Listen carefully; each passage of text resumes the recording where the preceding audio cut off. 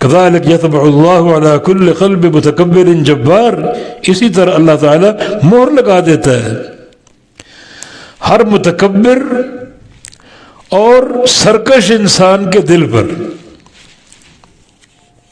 یطبع اللہ، مہر لگا دیتا ہے اللہ تعالیٰ علی کل قلب متکبر جبار، ہر دل پر. کس کے دل پر؟ متکبر کے دل پر، اور جبار یعنی سرکش کے دل پر. معنی جس انسان کے اندر کبر آ جائے اللہ اس کے دل پر مہر لگا دیتا. جب اللہ کی مہر لگ گئی تو اس بندے کے دل میں نیکی داخل نہیں ہوگی. کبر کس چیز کا نام ہے؟ حدیث میں تھا الکبر بطر الحق، حق واضح ہو جائے اور اس کا انکار کر دینا، یہ کبر. رسول کی دعوت حق ہے، اللہ کا فرمان حق ہے، بندے تک پہنچا اور بندہ اس کا انکار کر دے، یہ کبر ہے، اس کا دل متکبر ہے. یہ کبر اگر پیدا ہو جائے تو اللہ تعالیٰ مہر لگا دیتا ہے.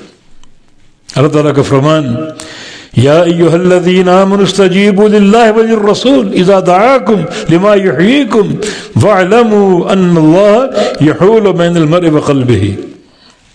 اے ایمان والو، اطاعت کرو اللہ اور اس کے رسول کی جب بھی تمہیں بلائیں ایسی شے کی طرف جس میں تمہاری حیات ہے. اللہ اور اس کے رسول کی پوری دعوت میں حیات کا پیغام، حیات طیبہ، حیات سعیدہ کا پیغام ہے. اس لیے مان لو، قبول کر لو، اور اگر نہیں مانو گے، بہانے بناؤ گے کہ ٹھیک ہے یہ آیت ہے، یہ حدیث ہے، مگر ہمارے مذہب کے خلاف، ہماری برادری کے رواج کے خلاف،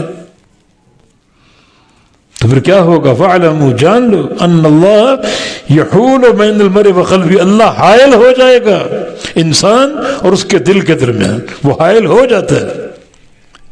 اس کے حائل ہونے کا معنی یہ ہے کہ اللہ تعالیٰ آڑ بن گیا ہے، تمہارے دل میں نیکی داخل نہیں ہونے دے گا، تم کو نیکی کی توفیق ملے گی ہی نہیں.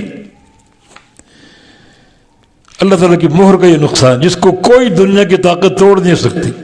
وَلَوْ أَنَّنَا نَزَّلْنَا إِلَيْهِمُ الْمَلَائِكَةَ وَكَلَّمَهُمُ الْمَوْتَى وَحَشَرْنَا عَلَيْهِمْ كُلَّ شَيْءٍ قُبُلًا مَا كَانُوا لِيُؤْمِنُوا إِلَّا إِن شَاءَ اللَّهُ.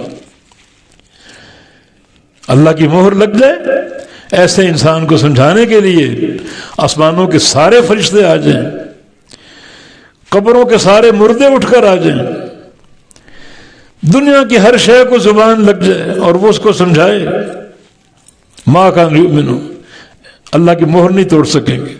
وہ بندہ ایمان لا ہی نہیں سکے گا. اللہ کی مہر ٹوٹے گی نہیں ان سے، نہ ملائکہ نہ زمین کے مردے، کوئی اس مہر کو توڑ نہیں سکے گا. تو یہ عذاب عظیم ہے، بہت بڑا.